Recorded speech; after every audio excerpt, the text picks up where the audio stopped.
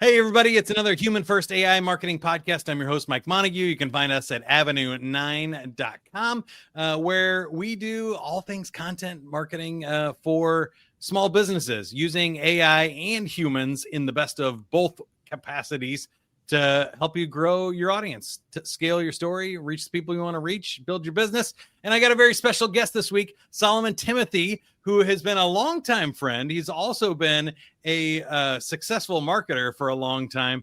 You use the 10X your pipeline format. I've been going with 9X, so you're one better than me. So welcome to the show. Hey, Mike, so honored to be here. We've known each other for so long, and I've listened to 1,000,000 of your podcasts, so I can never get enough for your voice, man. I'm telling you. Oh, and I'm honored to be here. Well, it's fun to have you on this show because you're a perfect fit, because you're doing all kinds of things from SEO to growth hacking and AI optimizations and automation systems and stuff. So I want to give you a free plug here. You know, people can go to your website, check you out on LinkedIn. You have awesome stuff at Thimothy.com, or they can go to ClickX and your other companies as well. What do you feel like is most interesting for a small to medium-sized business owner? How could you help them the most? Yeah, a lot of times I think small businesses, they're going to ChatGPT or Perplexity, Claude to help them with a small task, like make their email better or maybe print out something for an event that they're going to.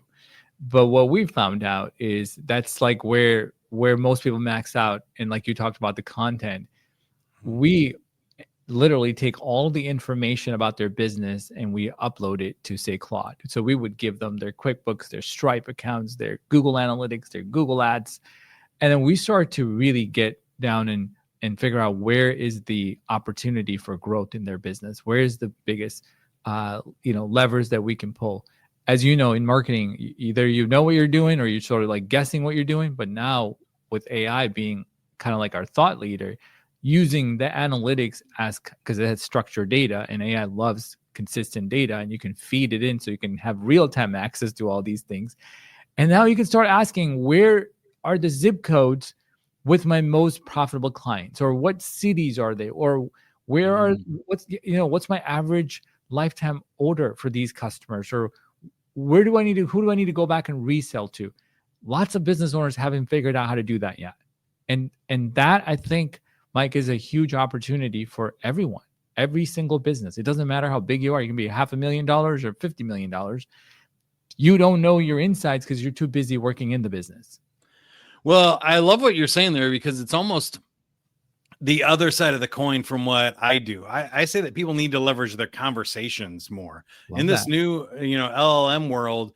Everything, you can record your sales calls, you can record your podcast, you can record your internal meetings, your sales team meetings, your marketing pitch meetings, and give all of that context to AI to help you hone the messages. But what I'm hearing you say is also so many companies are wasting their data. We've been collecting this stuff. It's sitting in a CRM somewhere. We have transaction data somewhere. We have all kinds of things that we're not leveraging to grow our business. And there's no excuse now, because these tools have become so affordable and so good at it. And you don't even need to like hire a major developer or like spend thousands of dollars a month on software, right?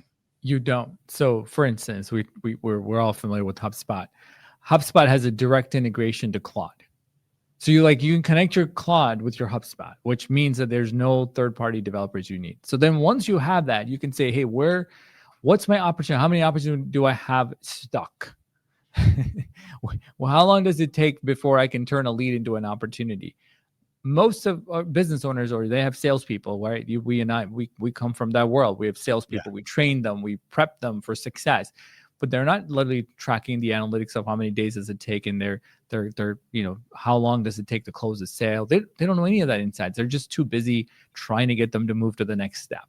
But what we can do is connect that. And then you take the front end data, like your Google Analytics, how much traffic am I getting? How many leads do I have, right? Like non-CRM data. Or if you're spending money on Google AdWords, what are my weakest ads that drive the most clicks and there's no conversions, or any possible thing that you can feed into an AI system. I just use Claude a lot because it's much more developer friendly. And now we would have the same insight to then go solve the problem of how much should they be spending on marketing versus like, oh, we want $5,000, but they have no idea why. You know what I mean? It's kind of like, somebody made a decision is 5 or 10 or 15 or whatever it is, but it's not really coming up with a really reasoning behind it.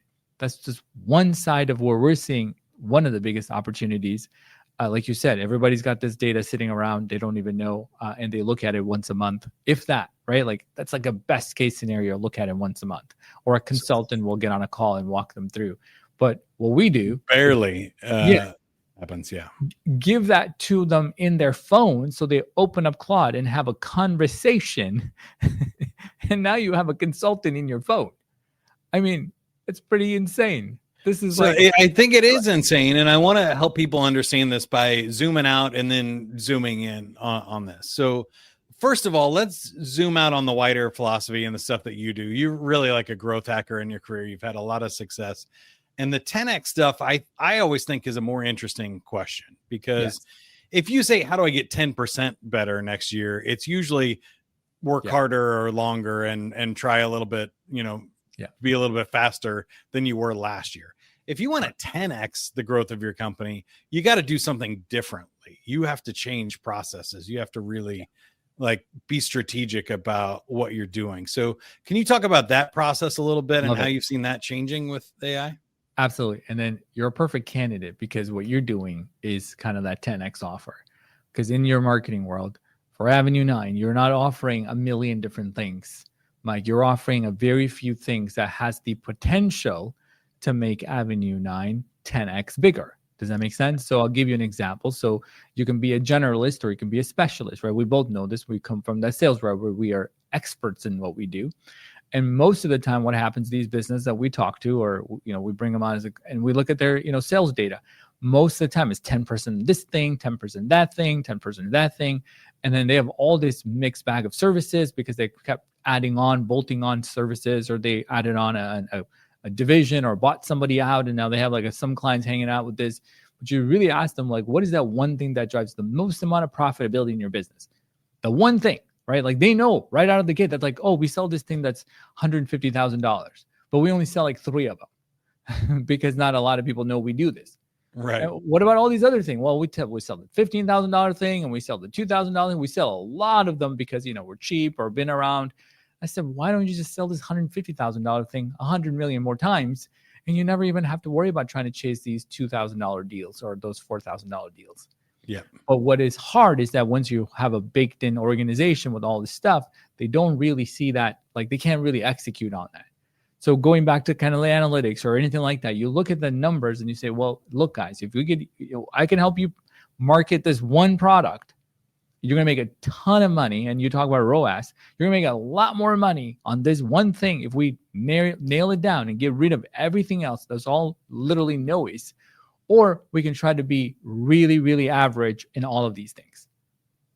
And whether they get rid of that side of the business or roll it out and turn into another division, we try to make that shift into our entrepreneurs that we work with and say, look, this is what you need to be known for. Because hands down that nobody does it better than you, and you make a ton of profit. So I'll give you an example. It's a custom home builder. He makes lots of homes for $500,000 to $5 million. But do you know his favorite clients is the ones that are $3 and $4 and $5 million clients are the best because they don't ever complain. They don't care. They let him pick everything. He has a designer. Yep. That's his favorite thing. But do you know what he sits there and bids on and pulls all his hair out? These smaller homes with 50 other GCs are trying to fight over it. And we're like, look, either you can play in that red ocean all day and maybe make, 30%, whatever they make, right? I don't know them, GCs make, or you can be in this blue ocean and get rid of all this stuff on your website and all your billboards or whatever you're doing and just focus on that one thing and be the best at it. And then we help them make that shift. Not only do we help with the marketing on that, that shift, but it's the internal shift. No more of this nonsense, right? Go hire some people, put them on the side and say, yeah, you deal with the bids and you know what I mean? The day-to-day. But you as the entrepreneur's focus should be on that offer that can help you 10X your business, right in front of you. And you do that, Mike, you know how to Yeah. execute those marketing campaigns. You execute on that one thing, all of a sudden you get interest from those kinds of clients, or your ideal clients, and you close a few and you're like, man, why didn't I do this sooner?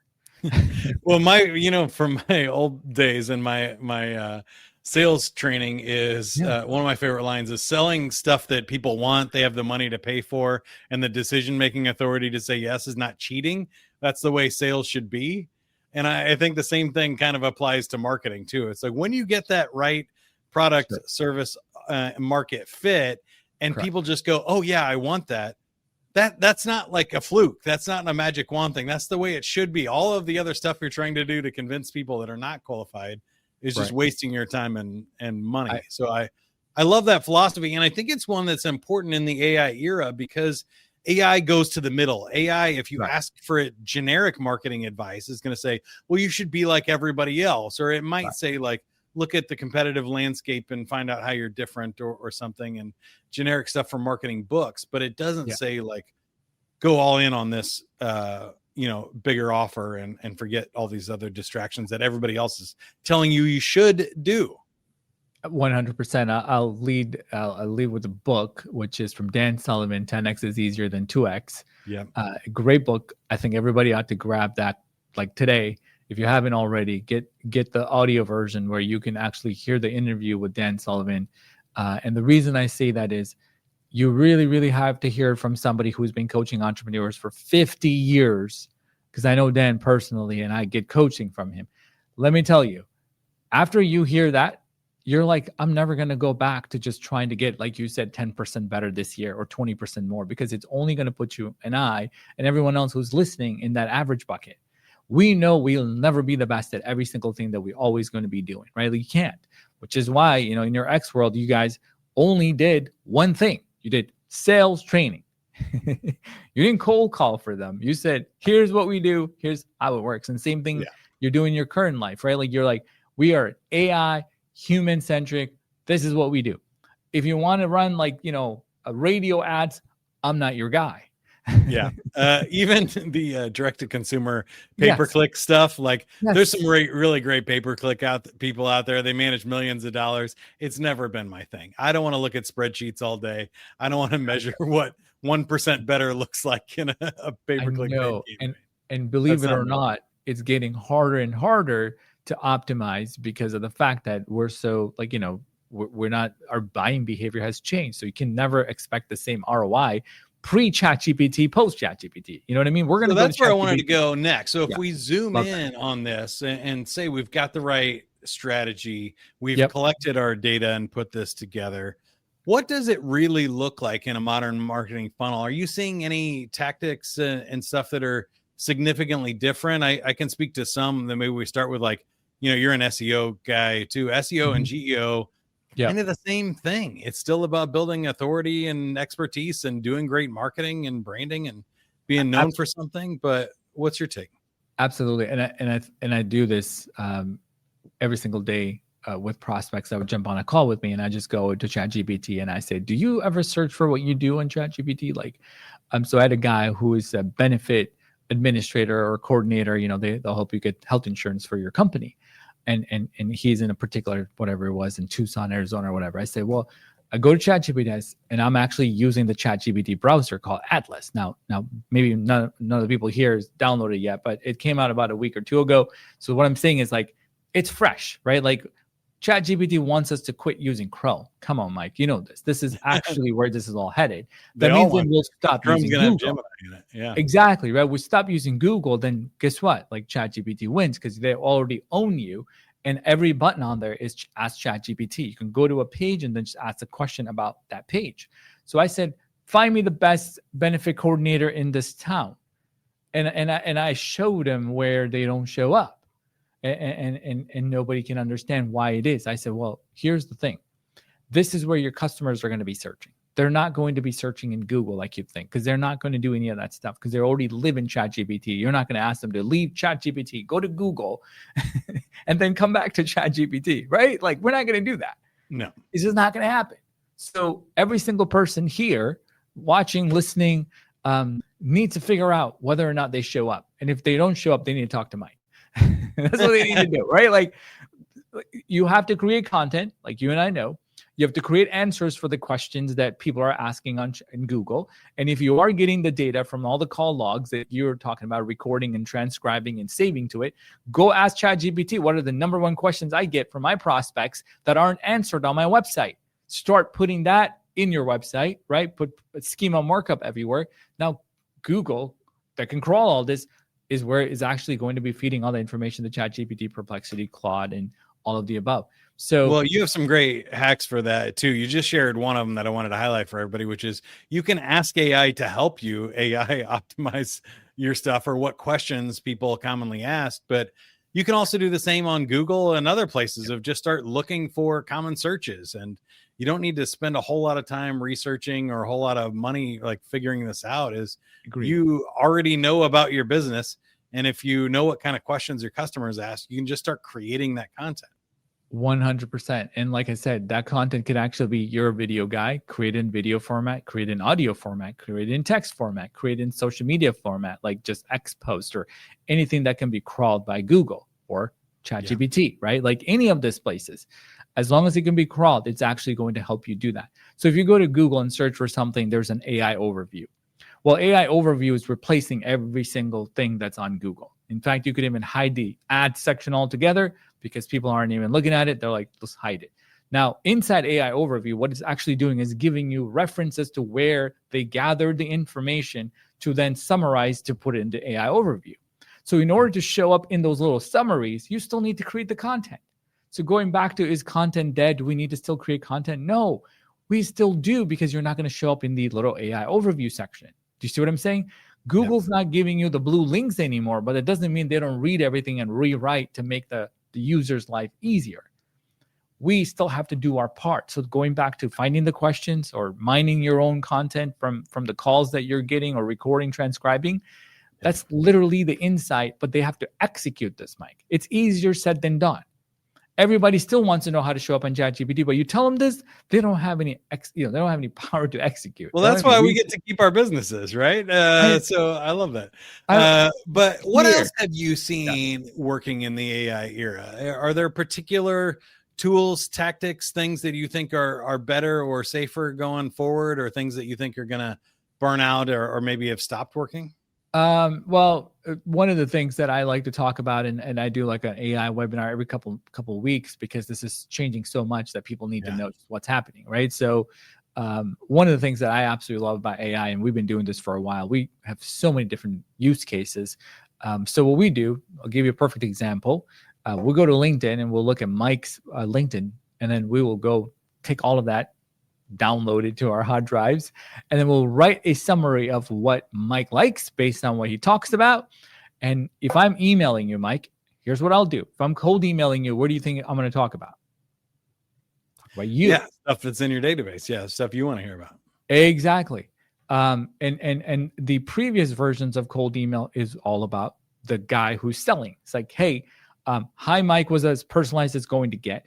And it was like, hey, I'm Solomon with, ClickX, and we are the pipeline builder guys. And you don't even care. You delete that email. You mark me spam and say, block this guy. Never want to see him. Why? Because there's nothing about you. What I would say is, hey, Mike, your transition from sales training to AI marketing is insanely. I checked out your last podcast, or love that you just interviewed so-and-so. You're like, who is this guy? They're like, did all my research. Well, guess what we're doing? We're doing that at scale using AI. Go and get the name of the prospects, download all their information, have some super custom prompt that's going to take all this information, write them such nice icebreakers that look better than human with no M dashes. You know what I'm saying? No, nothing that they don't have 6 emojis in a row. And then say, hey, I'm curious. You got this problem, which is at the end of the day, what we're all here, right? We're sales trained people. Do you have this problem? I'm curious. How are you solving this issue? When we send those emails that are cold prospects, never heard of their company before, you get replies, Mike. I wonder why. But you send the other one, you can do an A and B test if you want. Nobody cares. They'll say, remove me, unsubscribe. You know what I'm saying? Stop emailing me, which is why cold email or prospecting gets a bad rap, because nobody spends the time to research the prospect, which like you and I have been trained to do, right? There's no pre-call guide. There's no nothing like that. They're just like spray and pray, hoping they're going to reply. This is one there's of the two things. problems with cold outreach. One is relevance, and the other one is trust. And so, like, if you just have no relevance, they don't care. You're reaching out to somebody that hasn't shown any interest, and probably for a good reason. And the other thing is you haven't shown that you've done your homework and your work on your side. It's self-interested, like you said. And I love those tools. I've been having a lot of success with them for myself and for my clients. And I would say that there's a whole host of other things. And so I always am careful of not overwhelming people, but I do this after my sales calls as well. I record everything in Zoom. I take the Zoom AI transcript. I put it into ChatGPT or Claude or whatever. And I say, what questions didn't I ask? What did I miss? What was the tone here? Why would they buy from me? What was really the best solution that I could pitch here? And what did you hear that agrees? And a lot of times AI can see this call better than I can see it myself. I was just on the call and I missed that I forgot to ask this question. I asked everybody, or I assumed that I already knew the answer to that, but I didn't explicitly ask it. Now I'm in trouble. And there's a ton of stuff you can do to learn about them, but also about yourself. If you turn all that knowledge back on yourself, find out what your blind sides are. What virtual assistant do you need to hire to fill the gaps of stuff that you don't like to do, and all the whole host of other things you can do. I love that. You see, Mike, you've been sales trained all your life and you're still missing questions. If you think about the average person who's doing a sales call, you can debrief your call backwards and forwards because you know what you're talking about. But yes, AI will do a better job because it doesn't have the blind spots that we have, right? It can see it all. And I absolutely agree. And I think one of the best ways that we can coach a salesperson is by downloading their calls and going through the same process and asking them, like, did you feel comfortable asking those pain questions? Or, do you know what I mean? Did you feel comfortable asking for budget, or were you too scared to go deeper into the problem? And AI doesn't care. I'll tell you right there. It's like, yeah, we barely touched the problem and we went straight to solution about 10 minutes into the call. You know what I'm saying? So I think those are really, really good strategies for every single organization. Better yet, I like it. If you can figure out how to download 10 or 12 of those phone calls, you'll have your LinkedIn content for the next 10 weeks, because the problems that your prospects are sharing is probably going to be the same problem the next one is going to share, and the next one, and the next one, and the next one. And what you do is now you talk about the pain in your content. You'll find 10, 20 other prospects who have the same problem that are seeing your content, but not telling you because they didn't know you can solve it. That's the way I see it. I think that's the marketing side of things too. Think about all your customer service calls if you have a bunch of clients, or even going through your emails and past stuff, or phone calls, and leveraging that data for stuff that you're not seeing. Humans are great at having the conversation. We don't want to replace them with AI robots to have that conversation. Right. But once we do have the conversation, now we need AI to go back through all of those conversations and find what we missed or what the commonalities were. And, I've done something like 65 of these podcast interviews. I'll have AI go back. Google Notebook is great for this because you can upload up to 50 and say, hey, what was the most common tips? What are the most common myths or misconceptions about AI? What are the coolest use cases that were mentioned out of these 50? And I can't remember them all, and I can't pay a VA to go back and listen to 63 different podcast episodes and pull out expertise that I would know about, but AI can do that. I mean, let me give you another example. I think this is a really, really good one. You talk about Notebook LM. You can download all of these sales calls, for instance, and you pick the same product, so they're the same problem. Ask Notebook LM to make you a PowerPoint slide about the problem, and it will actually talk and make a presentation, and take that presentation video and embed it on your website. Now your landing page is going to convert better. And it made the slides, it talked the slides, and it gave you a video that's ready to be put on your website with no effort from anyone in marketing, right? Like, it cannot get better than this. That's what I'm saying. Like, nobody should have a landing page without a video. If you don't have time to make AI make it, but it's going to do better for you than whenever you're going to get around to doing it. I mean, I've seen the quality of this. Yeah. They have animations. talks about the problem because you've been feeding, like you said, really, really rich context. It knows the problem. It knows how to solve it. It knows your solution because it listened to the transcript. It's going to give you closer to that prospect being able to buy than ever before because they watched your video. And our prospect doesn't judge if that is an AI video or not because they just want to get the problem solved, right? Like that's what they really care about. If you're making good content, they don't care. If you're spamming them with AI content, they care. Exactly. Or you're trying to mislead them or things like that. Yeah, I think that's Exactly. really great advice because I think there are different buckets of stuff. There's sort of what I call required marketing that we need stuff out there. We got to get these FAQ answers. We got to, get stuff posted on social media. We need blog posts and things up on the website. And then there's also room for inspired content where you're like, oh my gosh, this is the heartfelt thing. This is the mission of our company. We donated stuff that we don't need AI to produce that type of charity work. But then there's a lot of things in between that you're saying that are just kind of like proactive sales and marketing strategy that it needs to be sort of a combination of both where we can help make those things easier or do more of what would be sort of interpersonal, heartfelt conversations, but we're doing that because we're amplifying it with AI, which I think is really cool. Absolutely. It never hurts to put your final content that you wrote up and say, ChatGPT, can you make it better? Like that's fantastic use case for everybody. Because you know what? I make proposals with typo to this day. Mike, we're humans. We're tired. We put something wrong. ChatGPT is really good at catching that, right? It's like, hey, Sami, you spelled information wrong. Well, yeah. I mean, look. I do.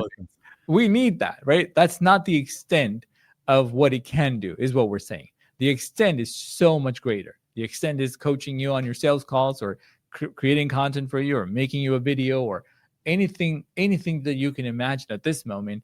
It can be literally a duplicate of you, Mike, right? Like where do you think this all shakes out? What do you think marketing looks like in 3 to 5 years from now?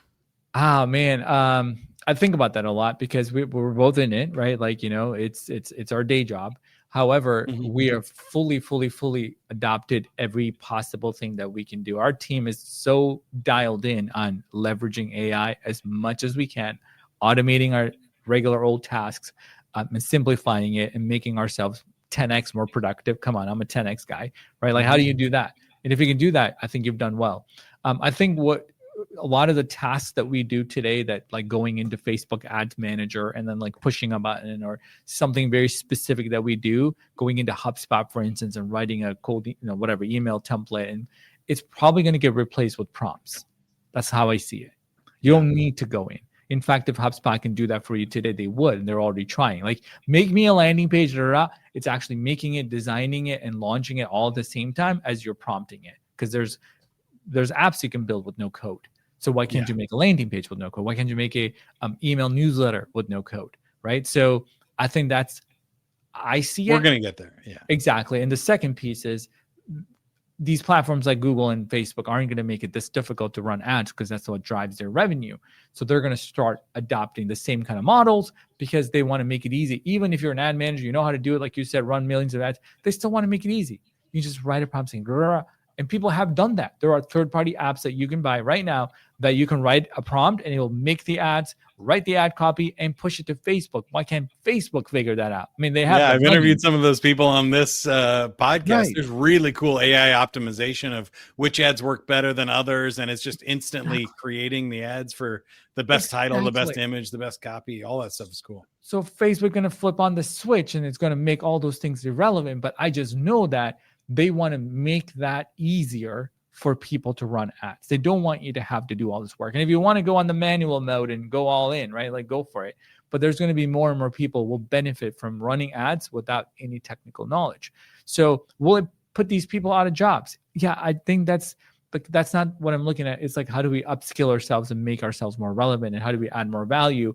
How do we do things that AI cannot do? That's what we should be thinking. AI cannot do this interview with me and you. Right? AI can do a lot of that stuff.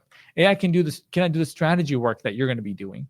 When you do one of those AI audits and your 30-day engagement, it's going to be all you because you have 20, 30 years worth of experience, sales and marketing, both, right? And you have a team that's going to help you with it. It's going to be way better. because human. Come on, we're talking about the human-centric part. That's a side that you can't replace. Everything else, I think it'll send better emails than I could ever write. I think that is all true. So my last question for you is, if you had to go way out in the future, like 30 years plus, do you think we get to like super AGI, universal basic income and nobody's marketing anymore? Or what version of the future do you think we're most likely to end up in? Minority Report? You're absolutely right. I do think that at some point we don't need to work anymore because AI can, if Elon's doing what he's doing, he's going to make sure that happens. Like he's determined to have a robot in my house doing the things that I don't like to do anymore, right? Doing laundry and folding clothes. I'm sure every household will have one of those just to do that. It's a full-time job. So in my world, I do see that a reality. I do see that guy going to work with me too, because he needs to take my B-rolls. Come on, Mike. We need B-rolls for video. Now I have a bot just walking around taking B-rolls, right? And that's just, I just see that because I already live it. Because, you and I have autopilot, which is like, who the hell drives anymore? So like, I don't need to wait 30 years to see that being real. It's like, so yes, I see that. But at the same time, we all still have creative juices in our brains. Like we're not just going to not do anything. So I see entrepreneurs adding value. We're just probably not going to be doing the same thing that we do today to make money. We're going to do something different. But the monotonous work, landscaping or this or that and the other, probably aren't going to be the problems that we're going to be solving. Does that make sense? Like we're not going to be worried about those problems. And I'm so happy we don't have to worry about those problems. And you just gave me the best idea ever. I think that was $1 million idea. You need to write it down. The like content creator robot that follows you around with a phone and camera and gets the B-roll and captures all my speeches and other things that I do. And that's the hardest part. It's like I don't have somebody coming with me to do all that stuff. I know. I need a robot. Reason I say that is I think everybody should be a content creator. And so how do we do this? We don't have 1 million content, recording folks out there. You just need to be able to create this kind of stuff at scale. Like everybody can afford. Yeah, I could interview you too. It could pop open the camera and then say, "Hey, Solomon, tell me about that new book you're working on," and blah blah blah. I know. And could interview you right on the spot for the clips. That's amazing. Honestly, Mike, if you had more bots doing some of the monotonous tasks that you having to do still, and because you haven't, have AI take over all that yet, you would be writing a book right now. And to me, that is the better use of Mike's time. And if every entrepreneur who's listening and watching this think like that, would all produce 10x value for our clients. We will, because we all have a book in us, but you don't have any time because we're going and doing email follow-ups, or does that make sense? Pipeline management or whatever it is that we're doing. Exactly. RFPs. The book's coming out. We're working on the Human First AI Marketing book, but like you said, I'm doing all this other stuff. I need time to get down and write. I love this conversation. I also need an AI bot, if anybody's watching the YouTube version, to shut my shades and flip on more studio lights, because the clouds and weather right now have been insane during this. I keep going blue then orange. But anyway, it has been a fantastic conversation, and we're joined by Solomon Thimothy. You can find him at timothy.com. LinkedIn is a great follow. You also have a cool podcast. You contributed to a book out there and a couple of companies. ClickX is the one that I would recommend you check out. Solomon, anything else you'd add to that? Ways that you can help us or we can help you? Absolutely.